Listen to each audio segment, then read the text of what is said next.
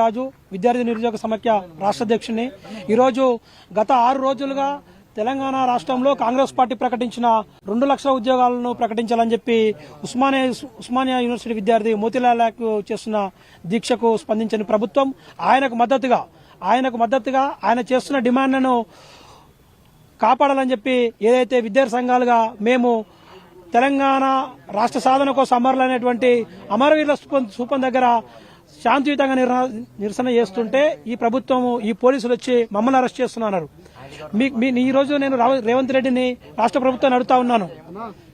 6 రోజులుగా గాంధీ హాస్పిటల్లో ఉస్మానియా యూనివర్సిటీ విద్యార్థి నాయకుడు దీక్ష చేస్తుంటూ ప్రాణాల మీదకు తీసుకొస్తుంటే కడపడిన మీకు శాంతియుతంగా నిరసన చేస్తున్న విద్యార్థులను అరెస్ట్ చేసి హక్కెక్కడదని చెప్పి రేవంత్ రెడ్డిని ప్రశ్నిస్తున్నాను. నేను ఈ రాష్ట్ర ప్రభుత్వంలో ఈ మంత్రిగా కొనసాగుతున్న గిరిజన బిడ్డ ఆడబిడ్డ సీతక్కను ప్రశ్నిస్తున్నాను. రేవంత్ రెడ్డి పాదయాత్ర చేస్తుంటే కాళ్ళకు బొబ్బలేస్తని చెప్పులు జరిగిన నీకు 6 రోజులుగా ప్రాణాలను తీసుకొచ్చి రాష్ట్ర ప్రజల కోసము విద్యార్థుల కోసము దీక్ష చేస్తున్న గిరిజన బిడ్డ మోతీలాల్ నాయక్ ఎందుకు కనపడతలేడు?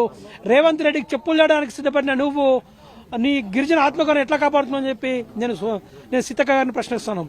తెలంగాణ రాష్ట్రంలో రేవంత్ రెడ్డికి ఉద్యోగం రావడానికి ప్రధాన కారణమైన నిరుద్యోగులను పట్టి వేధిస్తున్న రేవంత్ రెడ్డికి ఉద్యోగం పోవడానికి అవసరమైతే రేవంత్ రెడ్డికి ఉద్యోగం ఇచ్చిన రాహుల్ గాంధీని ఢిల్లీలో కలుస్తాము.